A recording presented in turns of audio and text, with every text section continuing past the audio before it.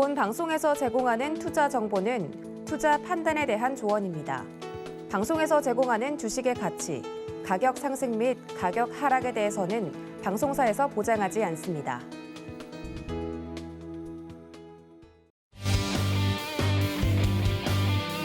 안녕하세요. 주유소 2부로 다시 돌아온 도하나입니다. 여러분들 1부에서 부장님들과의 토크가 이어졌다면 주유소 2부는 제대로 다시 공부하는 시간을 가져봐야겠죠. 오늘 사실 장 이야기를 제가 1부에서 하지 않았는데 여러분들 모두 힘드셨으리라 감히 예상해 봅니다. 이런 장 속에서도 어떻게 하면 멘탈과 그리고 내 계좌를 지킬 수 있을지 오늘도 2부에서 특별한 강의 준비해 주신 분이 계시다고 하니까요. 잠시 뒤에 만나보도록 하겠습니다. 더불어 주유소 여러분들을 위한 소통 창구 늘 열어두고 있으니까 많은 참여 부탁드리고요. 3부는 종목 상담 이어진다는 얘기까지 미리 드리도록 하겠습니다. 자, 그럼 튼튼하게 여러분들의 계좌를 지켜주실 오늘의 선생님 함께 만나보시죠.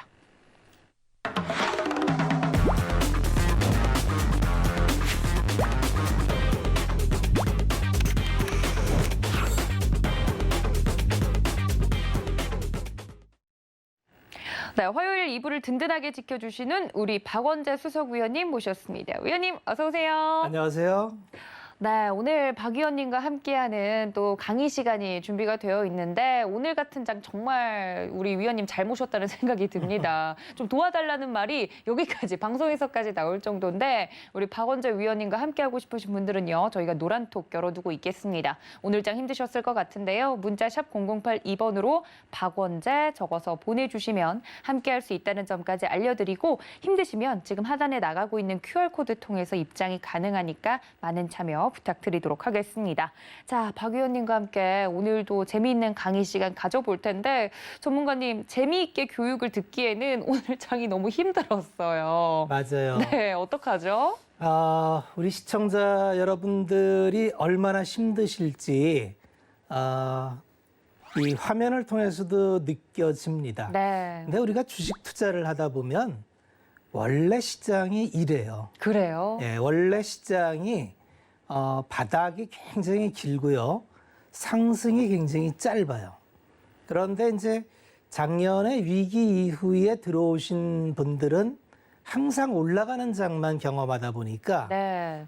시장은 원래 사놓고 기다리면 올랐는데 올해는 좀 그런 모양이 아니고 또 나쁘지 않은 종목을 갖고 있음에도 불구하고 시장이 슬슬 녹아내려요. 그러면 선택하기가 쉽지가 않습니다. 네. 이 종목이 딱히 문제 있냐고 물어보면 다 문제 없다래요. 그건 아니래요. 네. 네, 그런데 종목은 슬슬 흘러내려요. 그러면 많이 고민되실 겁니다. 그래서 이럴 때 필요한 게 언제나 기준이 필요해요. 그리고 그 기준은 너무나 다양한 기준이 있기 때문에 주식 불패방에서는 꾸준히 아주 기본에 되는 기준을 말씀을 드려요. 네. 좋은 기업을 싸게 사야 된다. 이게 이제 대원칙입니다. 그리고 이런 기준만 있는 거는 아니에요. 또 매매를 하신 분들은 모멘텀 생기는 종목을 차익을 보기 위해서 따라갔는데 이걸 반드시 손절이라는 기준이 따라와야 되는 건데 네. 손절이 안 됐으면은 아주 곤란을 겪어요. 그렇죠. 왜 그러냐면 모멘텀 종목은 다시 모멘텀이 올 때까지 기다리는 게 쉽지가 않아요. 그런데 가치를 갖고 있는 주식은 대체적으로 기다리면 시간이 해결해 주는 경우가 많아요. 그래서 아주 시장에 경험이 없고 잘 모르시는 분들은 가급적이면은 가치가 있는 주식 중심으로 갖고 계시면은 네. 대체적으로 시간이 해결을 해주는데 여기에 이제 시간의 함수가 있어요. 그렇죠. 왜냐하면 대부분의 투자자분들이 생각하시는 시간의 개념과 투자의 세계에서 생각하는 시간의 개념이 좀 틀린 것 같아요. 그래요? 보통 투자의 세계에서 시간이 필요합니다라고 얘기하면은 최소 한 분기예요. 최소. 그러니까 분기 플레이를 하더라도 다음 분기 실적을 봐야 되니까 3개월이고요. 그게 연속성을 보려면 6개월이 필요해요. 그러면 상담을 할 때도 네. 어떻게 해석하느냐에 따라서 이것도 중요하네요. 그렇죠. 그러니까 만약에 모멘텀 플레이로 매매를 말씀하시는 분한테의 시간은 몇 주 이렇게 끝날 수 있어요. 그런데 밸류 측면에서 업황을 얘기하는 사람은 기본적으로 반년이라고 봐야 돼요. 그러니까 항상 어떤 기준으로 내가 선택하냐가 중요하고 모든 판단은 거기부터 출발을 해야 돼요. 그래서 제가 매매까지 말씀드리기는 어려워서 언젠가 기회가 되면 제가 매매에 대한 원칙도 말씀을 드리려고 했는데 네. 기본적으로 제가 이제 매매를 중심으로 하지 않기 때문에 투자의 기준으로 계속 기준을 말씀을 드리고요. 가끔 차트 말씀을 드리는데 제가 이제 지난 6월 말에 네. 8연양입니다라는 얘기를 한 적이 있었어요. 맞습니다. 시장에서 8개의 양봉이 나오는 경우는 대단히 드문데 지금 시장이 그러한 8개의 양봉이 나왔습니다.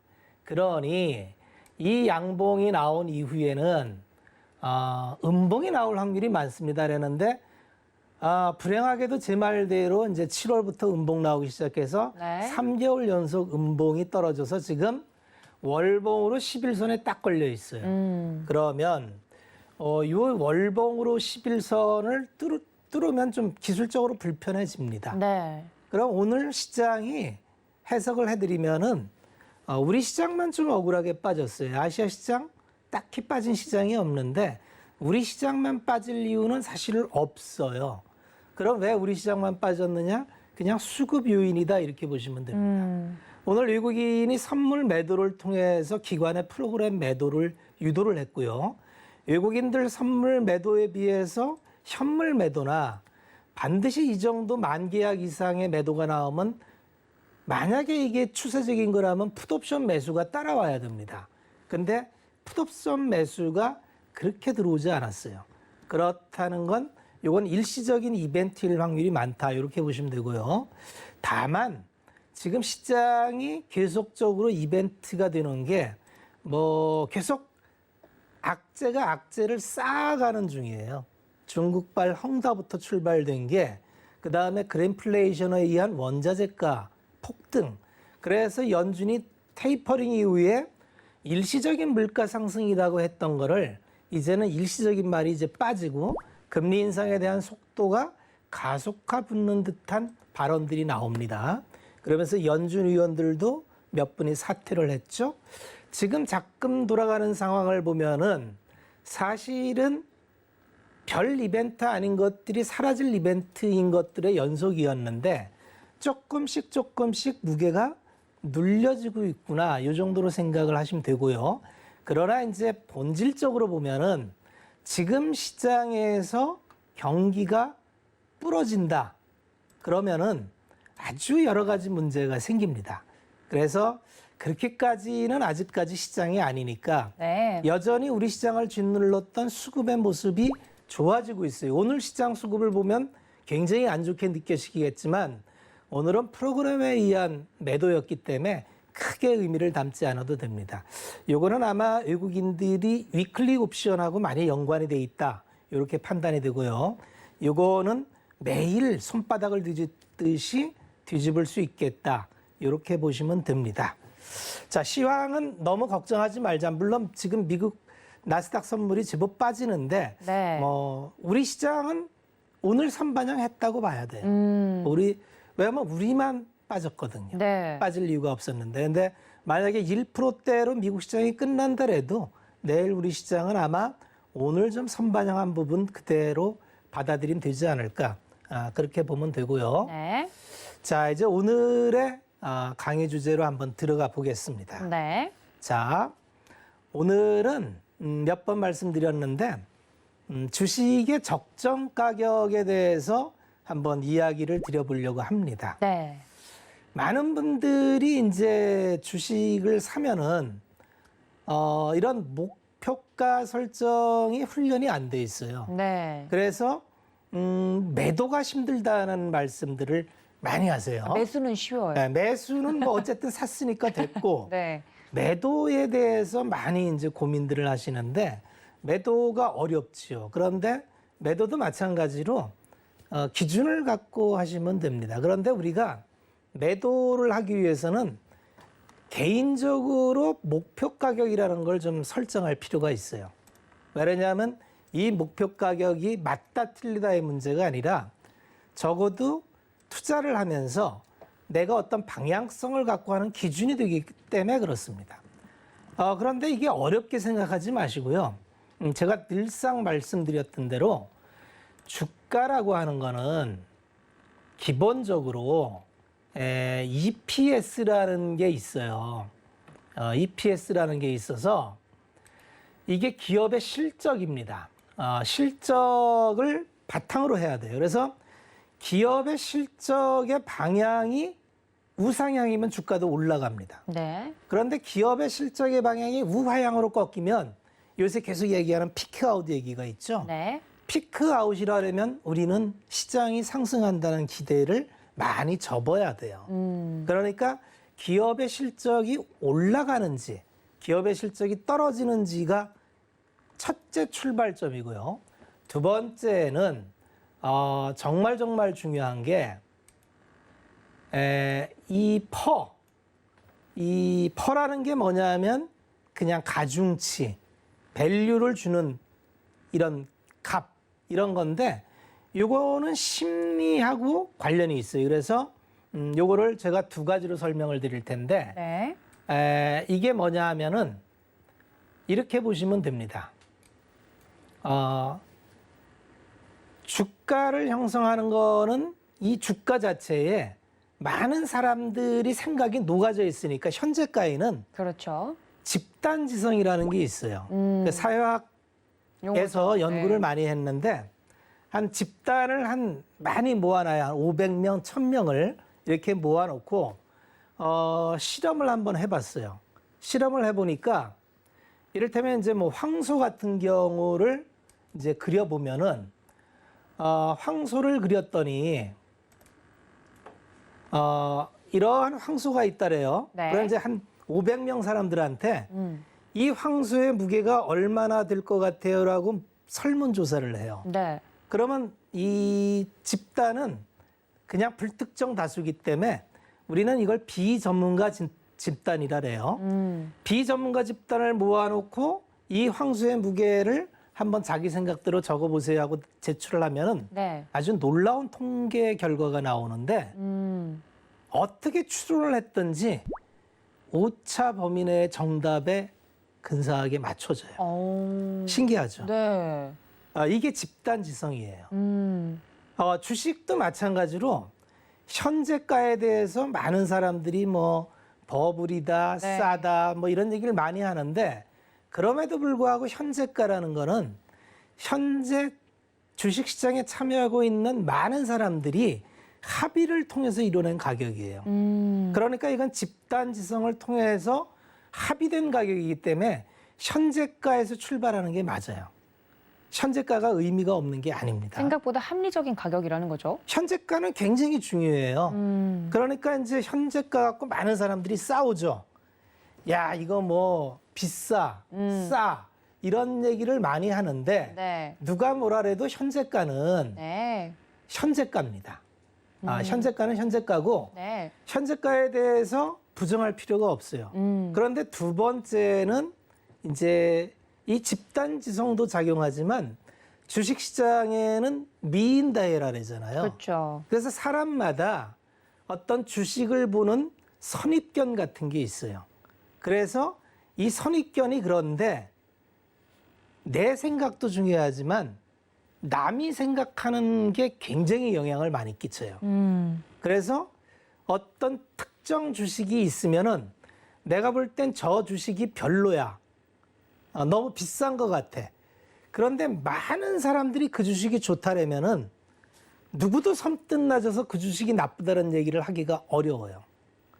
그래서 시장엔 보통 대부분이 집단지성대로 흘러갑니다. 많은 사람들이 몰려다녀요. 자, 그러면 무슨 문제냐? 그럼 그대로 따라가면 되지. 여기 아주 치명적인 약점이 있는데 미인대회라는 거는 패션이 너무 자주 바뀌어요. 그렇죠. 너무 자주 바뀝니다. 그래서 이 미인대회에 참여해서 집단지성을 누리고자 하면은 가장 앞단에 서지 않으면 맨 끝에 들어가는 사람은 대개 끝물을 타게 돼요. 이해되시죠? 네. 그래서 특히나 회전이 아주 빠른 어떤 패션군에 들어가서 미인대에 참여를 했으면 이게 이벤트 드리븐이나 테마나 이런 것들이 그래요. 그래서 이를테면 남북 경협이 된다 해서 왁 올라갈 때 딱 따라갔어요. 그리고 이거는 일시적인 테마인지 시대를 끌고 가는 트렌드지를 분명히 구별해야 되는데 이게 사실 그 순간에 판단하기가 굉장히 힘듭니다. 남북 경협주 같은 경우가 2년 전에 정부에서 남북 대화 화해 무드가 오르고 판문점에서 단판을 짓고 이럴 때 많은 전문가들이 남북 경협주는 이젠 거스를 수 없는 트렌드다라는 얘기를 하는 전문가들이 많았어요. 정말 그래요. 그래서 그때 남북 경협주를 굉장히 많이 샀는데 그 이후에 어떻게 됐냐면 결과는 잘 아시겠지만 굉장히 힘든 시간을 보냈어요. 왜 그러냐면 이거는 남북이 합의해서 뭐 철도도 놓고 도로도 만들고 뭐 댐도 건설하고 이런 걸 바탕으로 해서 미래의 가격을 확 반영했는데 이게 기업 가치에 전혀 반영이 안 되니까 이건 뭐죠? 미인대에 참여했는데 잠깐 반짝이 뿌리고 끝났다는 거죠. 그럼 이건 그냥 아주 짧은 순간에 모멘텀이었는데 많은 사람들이 이 모멘텀을 계속 트렌드가 유지될 걸로 착각을 한 거죠. 자, 여기서 이제 투자자는 혼란을 없애려면 자기만의 기준, 그게 뭐냐면 얘기했지만 EPS라는 걸 기준으로 하면 그 혼란이 많이 사라집니다. EPS를 기준으로 하면은 네. 혼란이 정말 많이 사라져요. 네. 그래서 EPS를 보고 기업의 이익이 올라가는 쪽의 기준을 삼으면 크게 다치는 일이 없습니다. 다시 한번 말씀을 드릴게요. 네. 어떠한 기준으로 진입을 하셔도 관계가 없어요. 왜 그러냐면 주식 투자라는 건 정답이 없기 때문에 어쨌든 내가 오늘 사서 내일 비싸게 팔면은 차익을 먹으면 돼요. 그런데 해보시면 알겠지만 이러한 게임이 정말 쉽지가 않다는 걸 해보시면 알 거예요. 그러면 이게 두 가지의 장단점이 있는데 이걸 잘하는 사람한테는 엄청나게 회전율을 높여서 시간을 단축시키는 효과가 있어요. 우리가 주식 투자를 얘기하면 보통 가치 투자로 얘기하는 사람들은 1년에 2자릿수 수익이면 만족하세요라는 얘기를 많이 합니다. 공금리에 5배 이상 나오면 됐잖아요. 그렇죠. 우리가 금리가 너무 낮아서 그거 싫어서 주식 왔으면 변동성 좀 줄이고 주식시장 와서 한 7에서 10% 수익 나면 나쁜가요? 잘한 그죠? 거죠. 그럼 그런 분들은 그거에 맞는 주식을 선택하면 되는데 주식시장에 오는 순간 본인의 투자 목적을 완전히 잊어버리고 갑자기 전사가 돼요. 전사가 돼서 훈련도 안 하신 분이 갑자기 내가 보니까 거죠. 네. 내가 보니까 그린이야. 야, 남북 떴어. 야, 뭐 이제 그 인물 관련이야. 갑자기 이런 거를 족보를 이루고 있어요. 자, 그러면 그분의 결과는 이 숨가쁘게 빠른 이 주식시장은 전쟁터입니다. 그러면 이렇게 생각하시면 돼요. 제가 모두의 주식시장을 설명하면서 주식시장이 생긴 이유는 기업의 자금 조달을 만들기 위해서 주식시장을 생겼고 정부에서는 세수만 거두면 되기 때문에 룰만 정해주고 웬만하면 다 방임을 한다. 그렇다면은 이 시장엔 주식을 사고자 하는 사람과 주식을 팔고자 하는 사람이 있는데 주식을 팔고자 하는 사람은 굉장히 힘 있는 사람이 많아요. 그러면 비싸게 주식을 팔기 위해서 굉장히 여러 가지 작업을 많이 합니다. 그게 애널리스트의 리포트일 수도 있고 여러분들이 그렇게 신뢰하는 뉴스일 수도 있고 이런 거를 의도적으로 뿌리는 경우가 많아요. 네. 자, 그 정보를 가지고 나는 이게 밸류야. 이건 틀림없어 하고 따라 들어갔다면 어떻게 되죠? 호구가 되는 거예요. 주식시장은 그렇게 아무 말 없이 탈 없이 매일 일어나지만 알게 모르게 내가 하는 행동이 호구의 행동을 하는 경우가 굉장히 많습니다. 그걸 호구가 안 되기 위해서는 어떻게 해야 되느냐?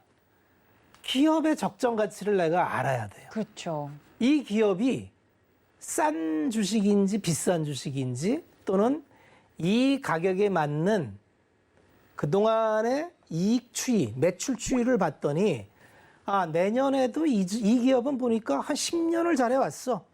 그리고 업황을 보니까 이 업황이 계속 좋아진대. 그리고 내가 뒤져봤더니 여전히 좋아지는 게 맞아. 그러면 그 기업을 싸게만 사면 시간이 해결을 해주는 경우가 거의 대부분입니다. 그래서 이익이 꾸준히 나고 배당을 꾸준히 주고 이런 기업들 잘 보세요. 이런 기업은 대체적으로 은행주 같은 거 잘 보세요. 이익 정말 많이 나는데 시장의 미인 대회에 탈락해서 은행주 얘기하면 다 싫어해요. 왜 그러냐면 미인이 아니에요. 그런데 이번에 금리가 올라가잖아요. 금리가 올라가면은 은행의 주된 영업 본질은 님브라고 합니다. Net Interest Margin, 순이자 마진. 그러면 저금리 상태에서는 예대 마진을 키울 수가 없어요. 옛날 금리가 한 7, 8%일 때는 예대 마진을 5% 받았어요. 그러면 대출을 200조 해주면은 5%야. 그럼 얼마예요? 은행들이 땅 짓고 장사를 한다는 게 이겁니다. 근데 금리가 지금 1%야. 그러니까 예대 마진을 키울 수가 없어. 그 대출 3%, 예금 1%, 2%. 근데 금리가 올라가면은요, 예대 마진이 늘어납니다. 요새 은행주와 보험주가 올라가는 이유가 그래서 올라갑니다. 그런데 금리는 이제 올라가기 시작하잖아요. 지금까지는 누구도 은행을 미인으로 보지 않았는데 네. 오늘 굉장히 미인이 됐죠. 네. 보험주하고 시장은 이렇게 바뀌는 겁니다. 그런데 은행주를 갖고 있었으면 올해 그 좋다던 종목 가지고 고생한 것보다 은행주만 갖고 있었으면 나쁘지 않아요. 그러니까 주식은 특히 훈련 안 된 분들은 내가 준비된 거 이상의 수익을 노리지 마시고 내가 잘 모른다, 아무것도 모른다는 걸 인정을 하시고 아무것도 모르는 사람이 할 수 있는 투자법이 제법 많아요. 그게 뭐냐 하면 개인 투자자는 여유 자금을 갖고 하시죠. 시간이 많죠. 월급쟁이 하시는 분도 마찬가지입니다. 매월 급여를 받으면 싸고 좋은 주식을 적립식으로 넣으면 이거는 그야말로 최강의 치트키입니다. 거의 3년 지나면 이겨요. 그런데 수익이 얼마 되나요? 100% 이렇게 안 나와요. 그렇죠. 자극적으로는 왜 안 나오죠. 주식하시면서 100%를 목표로 하시는지. 주식은요, 연수익률로 20%를 내시면 20년 후에 보시면 모든 재무적 목적을 다 이룹니다. 주식은 복리의 함수예요. 시간의 함수입니다. 단기간에 이루려면 많은 걸 포기해야 돼요. 이를테면 단기간에 이루려면 내가 프로가 돼야 돼요. 프로 갬블러가 돼야 됩니다. 그래서 이 한가하게 주식시장을 보면 안 되고 이 차트나 가격을 10년치를 놓고 컴퓨터로 시뮬레이션을 다 해야 돼요. 그러다가 보면 투자 모델이 나와요. 그럼 내가 그 준비된 모델 갖고 단타를 하는 겁니다. 단타가 그렇게 쉬운 게 아니에요. 저도 단타를 한 5년 해봤습니다만 영혼을 갈아 넣을 만큼 굉장히 힘든 일이에요. 네. 정말 힘듭니다. 제가 젊었을 때는 했어요. 이제는 못합니다. 힘들어서 못해요. 그런데 남의 말 듣고 아침에 일어나서 이렇게 단타를 해서 내가 원하는 걸 얻겠다는 건 거의 확률적으로 불가능합니다. 그래서 이 소중한 돈을 그렇게 낭비하시지 말고 적정 가격에 대한 고민을 해보시면 시장에 싸고 좋은 주식이 정말 많아요. 그리고 꾸준히 이익을 내는 기업들, 이런 기업들은 주식 사가지고 패가망신하지 않습니다.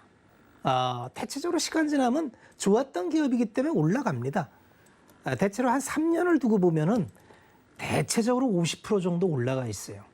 대체적으로 그런 이 경험을 한번 하면은 주식이 너무 편해져요. 그래서 셀러리맨도 이런 분들도 성공하신 분들이 대체적으로 이런 방법을 통해서 부를 이뤘고요.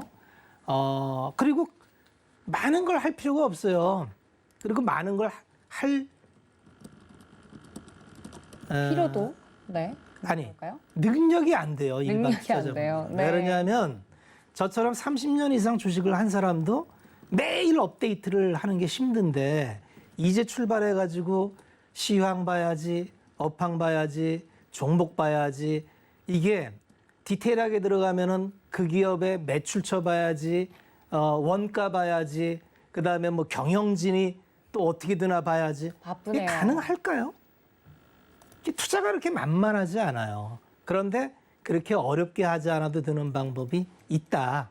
그거는 상식을 지키는 일이고 내 욕심을 내려놓으면 돼요. 그러면 주식시장은 얼마든지 그런 사람들한테는 그 욕구를 채워줍니다. 너무 좋은 곳이에요. 자, 이래서 적정 가격에 대해서는 우리가 두 가지로 계속 말씀드리죠. 주가란 기업의 실적을 바탕으로 해서 시장의 심리를 읽어야 되는데 이 시장의 심리가 때로는 광폭하게 흘러서 말도 안 되는 가격을 만들어내기도 하고 말도 안 되게 저평가되기도 하는데 대체적으로 말도 안 되게 저평가되어 있는 수준에서 모아가면은 시간이 해결을 해주더라. 요거를 꼭 기억하시기 바랍니다. 네. 자, 두 번째는 이제 그린플레이션을 제가 한 3, 4주 됐죠? 그렇죠. 그린플레이션이 옵니다. 그린플레이션이 뭐냐면은 지구가 이제 힘들어하고 있어요.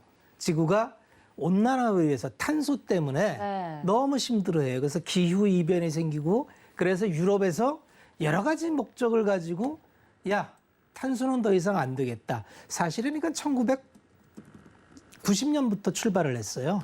그래서 이제 교토 의정서부터 출발을 하는데 우리가 산업혁명을 이루고 난 이후에 탄소로 인해서 기후의 온도가 올라가는데 1.5도가 1차 경고예요. 1.5도가 올라가면은 임계치로 보고 2도 이상 올라가면은 이제 자정 능력을 잃어버린다 그래요. 그래서 인간이 아무리 노력을 해도 지구의 기후는 못 돌린다 그래요. 그런데 지금 몇 도가 올라와 있냐면 1도가 넘었어요. 그래서 2035년에 1.5도를 타치를 한다는 겁니다. 이미 이제 기후 재난은 매일 뉴스를 통해서 알아요. 그래서 유럽이 주도해가지고 야, 앞으로 우리는 탄소를 없애는 방향으로 산업을 하자. 그래서 우리부터 할 텐데 그래서 탄소 이제 막 룰을 만들어요. 네. 룰을 막 만듭니다.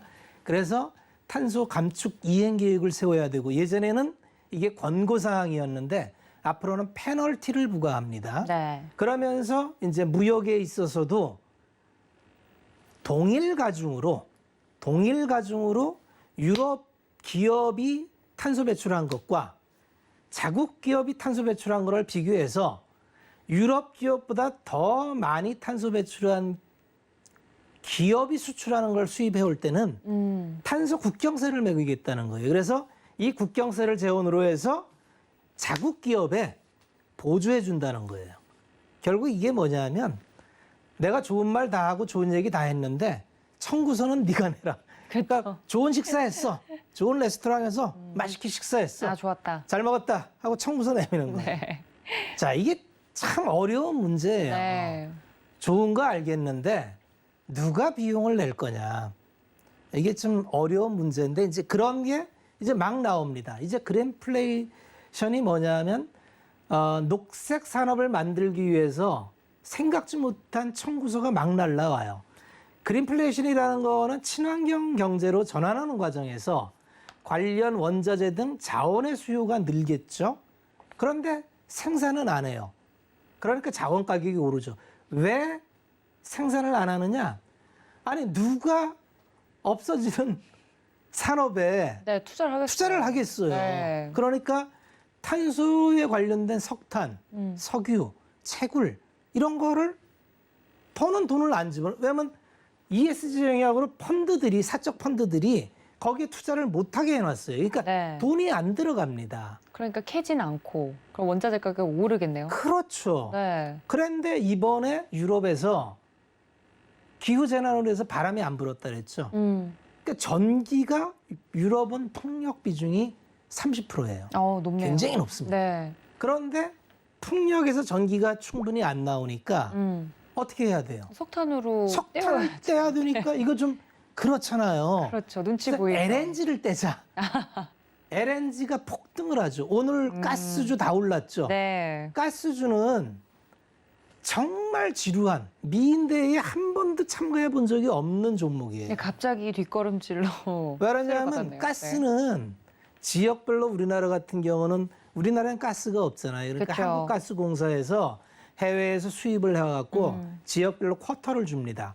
그럼 쿼터를 딱 주면은 그 쿼터 받아서 파이프, LNG 파이프 쭉 연결돼 있잖아요. 네, 이거 네. 공급해서 정부에서 정해주는 마진만 먹어요. 그러니까 기업이 화려할 수가 없는 게 그렇죠. 이익이 폭발적으로 늘 수가 없어요. 자, 그러면 미인이 되는 전제 조건은 폭발력을 가져야 되는데 가스는 폭발력을 갖지를 못해요. 네. 그래서 지역별로 이게 아는 사람만 하는 황금알을 낳는 거위예요. 왜 그러냐면 영업이 너무 뻔하고 이 사주, 오너는 너무 좋은데 주주는 너무 나빠. 왜냐면 10년을 갖고 있어도 주가가 제자리야. 이게 가스인데 이게 달라진 겁니다. 갑자기 미인대에 출전을 해가지고 갑자기 화려한. 옷 입고 이러고 있는 거예요. 그런데 사람들이 지금 박수 쳐줍니다. 왜 그러냐면 이거 좀 가겠는데 하는 거죠. 야, 가스공사 이거 잘 봐야 되는 거 아니야? 뭐 수소도 한다며. 요새 이 이슈 있는 건 다 물고 늘어. 왜 그러냐면 개질 수소하는 주 연료가 LNG입니다. 그리고 수소는 그린 수소는 정말로 먼 얘기예요. 이 수준에는 정말 가까운 시일에 할 수가 없어요.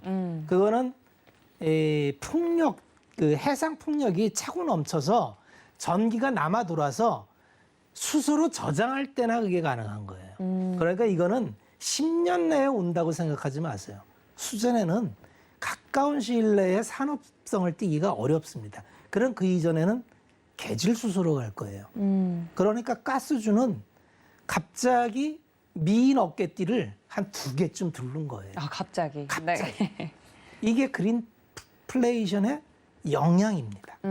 그래서 이거는 정말 잘 봐야 되는 게 최근에 한번 요거 볼까요? 네. 요걸 보시면은 이게 이제 오늘 리포트를 하나 갖고 왔는데 천연가스가 여기 나와요. 네. 이 바닥을 기던 천연가스가 작년에 그 코로나 때 마이너스였던 거 기억하시죠? 뭐 유가도 네. 마이너스, 맞아요. 가스도 마이너스. 왜? 보관할 데가 없어서. 다 뽑아놓고 보관할 데가 없어. 그러니까 마이너스 갔던 게 지금 얼마를 가느냐 하면 120달러가 넘게 가요. 와. 부실당. 이게 이거- 말이 됩니까? 이거 추론하는 상품 사셨던 분들은 이게 지금 말이 안 되는 거예요. 유가도 그랬잖아요. 작년에 네. 유가 선물 저장고 없다 그래갖고 마이너스 38불 가서 이게 맞아요. 뭡니까? 방송 때마다 나와서 설명했잖아요. 맞아요. 그래서 이거는 실물 인도가 아니고 선물 계정상으로 한 거기 때문에 의미는 없습니다. 아니 세상에 마이너스 상품이 어디 있어요? 이건 말이 안 되는 거고 계정상으로 이렇게 찍었는데 네. 유가가 이미 위기 전에 올라갔어요. 왜 그러냐면 마찰적 수요입니다. 러시아하고 사우디가 친하지 않아요. 그런데 작년에 마이너스 갔을 때 여기는 모든 재정 수입을 유가에 기대는 국가인데 유가가 무너지니까 이거는 나라 경영이 어려워지는 걸 알았어요. 그래서 야, 우리가 손에 손잡고 공조를 하자. 사우디와 러시아가 공조하는 게 이번이 처음입니다. 그래서 감산을 해요. 그리고 또 채굴을 쉽게 못해. 누구도 선뜻 투자자가 나서지를 않아. 그래서 유가가 올라가는데 원래 이제 가격이라는 게 오를 때는 계속 오른다래요. 이제 유가도 100불 간답니다. 네. 네, 갈지 안 갈지는 봐야 돼요. 근데 만만치 않다는 거죠, 이만큼. 그리고 가장 난리 난 거 석탄. 석탄은 지금 탄소 제로 환경에서 가장 원흉이잖아요. 네. 이 원래 CH 계열, 석탄 계열이 이제 탄화 계열인데 그 탄소가 이제 하나 둘 셋 넷 있는 거에 따라서 메탄, 에탄, 부탄, 프로판, 메탄 이렇게 갈립니다. 원소 기호로. 석탄은 탄소가 가장 많이 나와요. 이걸 떼면은 탄소가 가장 많이 나오고 그 아래에 있는 석유를 떼면 그 다음에 나오고 그 다음에 프로판, LPG를 떼면 그 다음에 나오고 탄소 순으로 나오니까 그나마 탄소가 덜 나오는 LNG를 쓰자 해서 LNG를 쓰는데 그러니까 LNG 가격이 가장 많이 오르죠. 그 다음에 중간 가격인 원유는 이렇게 오르는데 석탄이 지금 대안이 없어요.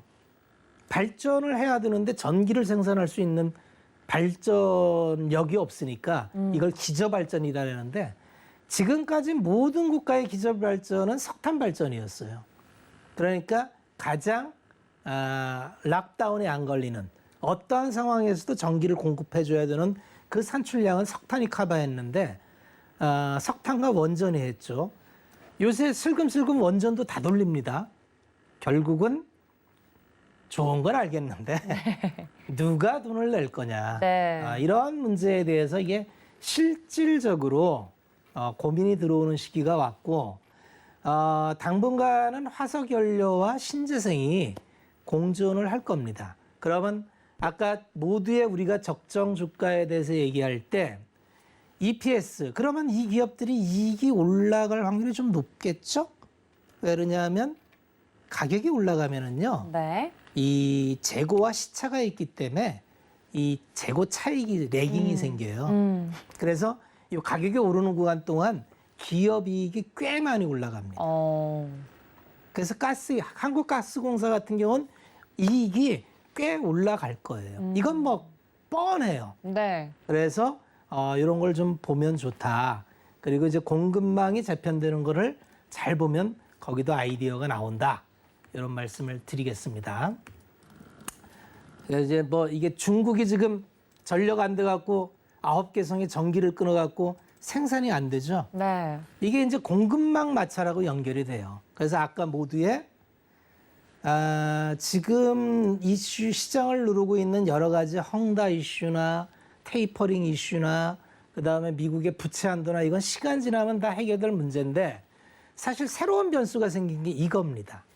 갑자기 공급자 위치에서 중국이라는 국가가 전 세계의 모든 공급을 담당하는 주요 국가인데 네. 여기서 지금 마찰적 요인에 의해서 공장이 가동이 안 되면 이 자동차가 지금 전기차 그 칩이 없어서 생산이 안 되죠. 지금 다 도요타도 생산 중단했고 현대차도 중단하고 이래요. 네. 그게 지금 확산이 될 확률이 많아요. 이를테면 중국에서 뭐 ODM이나 이런 거, 이 휴대폰 기판이나 이런 거 안 나오면은 네. 조립을 못 하는 거예요. 그렇죠. 그런 문제가 지금 어떻게 파급될지를 몰라요. 그러니까 주식시장을 억누르는 요인이 또 생기고 있구나. 네. 이렇게 보면 됩니다. 이것도 또 고려해야 되는 체크를 해야 앞부분이 돼요. 있네요. 그러니까 네. 시장은 이렇게 실시간으로 자꾸 바뀌어요. 그래서 어제 시황하고 오늘 시황 다른 게 그런 거예요. 갑자기 중국이 이렇게 전기가 쇼티지 나서 공단에 전기를 끊을 줄 누가 알았어요? 그러니까요. 그럼 아무리 자동차나 휴대폰 기업에 투자해도 안 되는 거죠. 잘 봐야 된다는 거죠. 이런 거는 좀 주시를 해야 돼요. 네. 그래서 이제 마지막으로 우리가 참 주식 투자하면서 뭐 이런 것까지 알아야 되나 그러는데 이제 금리가 오르잖아요. 네. 금리가 오르면은 모두에 제가 설명을 드렸지만 모든 자산 가격의 비고점의 출발은 금리에서 출발을 해요. 그래서 지금 모든 자산이 폭등한 주식과 부동산과 커머더티 자산이라고 생긴 건 다 폭등하는 이유는 뭐냐 하면 금리가 제로금리였기 때문에 그래요. 이게 양극화죠. 그래서 야, 이건 뭐 벼락거지 하는 게 뭐냐면 나는 가진 게 임금소득밖에 없는데 아니 자고 났더니 아파트는 달나라에 가 있어. 내가 저 달나라에 언제 가지? 이게 벼락거지가 된 거죠. 그게 왜 그러냐면 금리가 제로금리이기 때문에 할인되는 게 없어요. 그럼 자산은 그냥 올라갑니다. 자, 이제 금리가 얼마까지 오르지만 올라요. 그러면 패턴이 바뀐다 그랬잖아요. 주식시장에도 금리가 낮을 때에는 미래 수익을 땡겨오는 게 부담이 없기 때문에 네. 성장주가 좋아요. 그래서 지금까지 시장을 주도했던 게 성장주였잖아요. BBIG, 그렇죠. 배터리. 이거 뭐 미래 수익을 2025년 수익을 땡겨와도 지금 비싸 보여. 바이오. 그런데 네. 금리가 빵이니까 뭐 땡겨오지 뭐. 뭐. 그래서 그냥 가는 거예요. 바이오.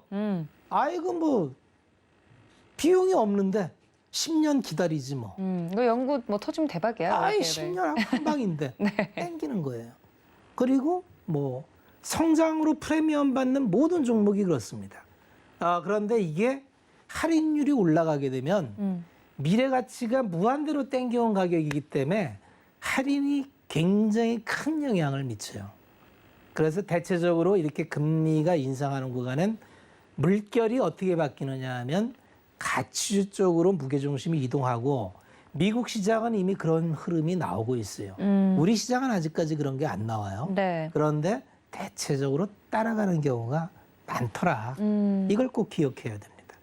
그리고 지금 상반기에 계속 말씀드리지만 3월 달에서 4월 달 넘어갈 때 미 국채 수익률이 1.1에서 1.7 갈 때 그런 일을 우리 경험했어요. 우리 경기 민감주가 확 가는 거 경험했었죠. 네. 그때 조선, 철강, 기계, 화학 막 날아갔잖아요. 그때 한번 돌아보세요. 그때 BBIG가 뚝 떨어지면서 이게 날아갔지. 맞아요. 금리가 올라가니까. 그래서 그때 우리나라는 이제 좀 너무 순환이 빨라서 네. 그 패션 뒤따라가면 항상 뒷북이야. 맞아요. 근데 이제 그러고 지금 다시 주르르 흐르죠. 그리고 이제 금리가 지금 굉장히 빠르게 올라요. 1.12에서 지금 1.5까지 갔다는 얘기죠. 오늘 저녁에 얼마 갈지 모르겠는데. 3월 달만큼 빠르게 올라가고 있고요. 그러면 뭔지 모르지만 물결이 바뀌는 거 아니야? 이런 생각을 해야 된다는 겁니다. 투자자는 이런 거에 예민해야 돼요. 그리고 두 번째는 본질적으로 내년도 시장이 좋을 거라고 제가 말씀을 계속 드리는데 이게 좋을 거라는 근거는 뭐냐면 EPS 성장성을 보세요. 피크아웃 얘기하는데 3분기 실적 나오는 거 보십시오. 실적 잘 나옵니다. 떨어지지 않아요. 2, 4분기에 실적 너무 잘 나왔어요. 근데 2, 4분기 전부 피크아웃 핑계로 7, 8, 9월 달 시장 죽였어요. 3, 4분기 실적 잘 나오면 어떻게 될까요? 삼성전자 오늘 17조 분기 이익 나오는 리포트 나왔습니다. 분기 17조 사상 최대예요. 뭐죠 이거? 뭐 무슨 피크아웃이 맨날 올라가는 피크아웃이 있어. 그러게요. 포스코 영업이익 2조 3천억 나올 겁니다. 이거 뭡니까? 아니 2, 4분기 2조 2천 나올 때 피크아웃이라서 더 못 올라간다 해서 3분기는 2조 안 나올 거라며. 2조 3천억 나오면 어떡할 거예요? 그래도 피크아웃입니까? 그러니까 시장은 미인대회가 일시적으로 많은 사람이 박수 쳐준다 해서 얘기했죠. 많은 사람이 도지은 아나운서는 어디 가도 빠지지 않는 미모예요 하고 많은 사람 주변 사람들이 얘기를 해요. 네. 그럼 옆에 아닌 것 같은데 하는 사람도 그걸 말 못해요. 그런가 하고 생각하게 되죠. 그런 것 같은데 이러면서 자기의 관점을 바꾸는 경우가 많아요. 주식시장이 그렇습니다. 그래서 많은 사람들이 환호하는 주식에 섣불리 반대 의견을 못 내는 게 왜 TV 광고에서도 그러잖아요. 아닙니다라고 외치라고. 남들이 다 예라고 모두가 할 때. 예스 할 때 노라고 외치라고. 사실 주식시장은 그런 용기가 필요한데 그 용기가 만용이 되면 안 돼요. 본인이 그 밸류를 측정 가능해야 돼요. 그래야 그게 만영이 아니라 용기가 되는 거지. 자기가 아무런 준비도 없는데 자기 느낌, 육감 이걸로 반대를 했다간 큰일 납니다. 그러면 남 따라가는 이만 못하는 경우도 많이 생겨요. 그렇죠. 그게 대체적으로 테마주 따라갔다가 딴 사람들 다 저쪽에 갔는데 자기만 지조지 시킨다고 거기 난 이 남아있는 테마에 경우. 평생 갈 거야. 평생 못 올라오는 거 수두룩 빽빽입니다. 정말 그래요. 그래서 대체적으로 오래 고생하시는 분들 대체로 종목을 보면은 아, 내 이 종목 산지 10년 돼 있어요. 보면 10년 전에 테마 따라갔다가 고점에 물려서 아직까지 갖고 있어. 회복될 수가 없습니다. EPS가 안 올라가잖아요. 기다리는 종목은 EPS가 올라오는 종목을 갖고 기다려야 시간이 해결해 줍니다. 왜냐하면 EPS라는 게 기업의 가치이고 이게 올라온다면 정말 주식시장이 작동하는 한 미인의 기준이 이쪽으로 옵니다. 아, 이건 믿어야 돼요. 대체적으로 이렇게 갑니다. 그래서 내년도에 피크아웃 모두가 얘기를 하는데 사실 볼 게 많아요. 피크아웃이 진짜 되는지. 근데 3분기는 적어도 실적이 좋게 나와요. 대체적으로. 그럼 4분기에 이제 또 여러 가지 노이즈가 또 생겨요. 여러 가지로. 이렇게 이런 마찰적 요인도 생기고. 이런 거를 한번 투자자는 꼼꼼하게 체크를 해봐야 되고, 두 번째는 금리가 올라간다는 거는 이제 이게 중력으로 작용해요. 그러면 주가가 가장 좋은 거는 안 올라간 게 제일 호재예요. 그래서 우리가 템버거 10배짜리를 먹으려면 10년 만에 한 번씩 오는 위기 때 바닥에서 사지 않는 한 10배 먹긴 힘들어요. 정말 그렇습니다. 그래서 투자법을 다음에라도 세계적으로 큰 금융위기가 오고 막 난리가 날 때 항상 주식시장에 들어오겠다는 마음을 갖고 계십시오. 다음엔 꼭 살면서 10년에 한 번씩 오면 몇 번은 겪을 거 아니에요. 그렇죠. 10년에 한 번 기회만 잡아도 인생 바뀝니다. 그렇죠. 정말 그래요. 1,000만 원만 갖고 해도 인생 바뀝니다. 아, 돈을 빨리 모아야겠어요. 정말 네. 그렇습니다. 그래서 몇 가지 기준 잡으면 되고 피크아웃 잘 보고 환율까지 얘기하고 마무리 져야겠네요. 네. 우리 환율이 좀 이상해요. 펀더멘탈을 반영하지 않고 1,180원이 사실 아닌데 수급적인 요인이 있는 것 같은데 네. 지금 환율은 사실은 위안화를 잘 봐야 돼요. 왜 그러냐면 우리나라 환율은 대체적으로 중화권이라서 위안화 환율하고 동행을 하다가 요새 위안화 환율은 강한데 우리만 약해요. 근데 지금 문제의 근원지는 중국이잖아요. 중국의 헝다 때문에 부동산이 난리가 나가지고 그 뉴스만 보면은 중국은 이제 큰일 났어. 그렇지 않나요? 그렇죠. 중국 이거 뭐 난리 날 것 같아. 근데 상해 주식은 잘 가. 그죠? 네. 여러분, 그걸 큰 손들이 모를까요? 매일 뉴스 나오는 걸 큰 손들이 몰라서 클로벌 아이비들이 그러면 정말 시스템 위기가 나오면 돈 빼갖고 다 본국으로 가지. 그렇죠. 그 자리에 깔고 앉아 있을까요? 그럼 위안화 환율이 이렇게 강세로 갈 수 있을까요? 주식시장에는 그 앞단에서 움직여야 될 몇 개가 있어요. 주식시장이 무너지기 전에 환시장이 움직이게 돼 있어요. 왜냐면 환이 빨라요. 민감하고. 지금 환으로 봤을 때 지금 나오는 웬만한 노이즈들은 그냥 노이즈라고 보시면 됩니다. 시스템 위기로 가지 않아요. 정말 위기는 아무도 모를 때 옵니다. 지금은 노이즈다 이렇게 생각하시고 다만 여러 가지 이슈들이 많이 쌓이고 있으니 네. 꼼꼼하게 체크는 해보자 이 정도로 하시면서 시장 너무 걱정하지 마시고 이 또한 지나가리라처럼 또 한 2, 3주 지나면 시장은 달라질 걸로 봅니다. 오늘은 여기까지 말씀을 드리겠습니다. 네, 정말 박 의원님의 명품 강의 들어봤습니다. 시장에 대해서 정말 성실하게 공부는 하되 너무 필요 이상의 걱정은 하지 않는 것이 좋다라고 이야기를 해드렸는데요. 저희 박 의원님과 함께하고 싶으신 분들 문자 샵 0082번으로 박원재 적어서 보내주시면 함께할 수 있는 방법 안내해 드리도록 하겠습니다.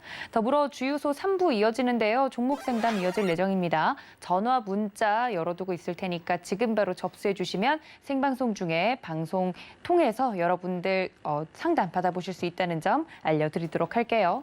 또 본 방송에서 제공해 드린 정보는 투자 판단에 대한 조언일 뿐 해당 주식의 가치나 수익률을 보장하고 있지 않다는 점까지 알려드리면서요. 저는 여기서 박 의원님과 함께 인사드리도록 하겠습니다. 시청해 주신 여러분 고맙습니다.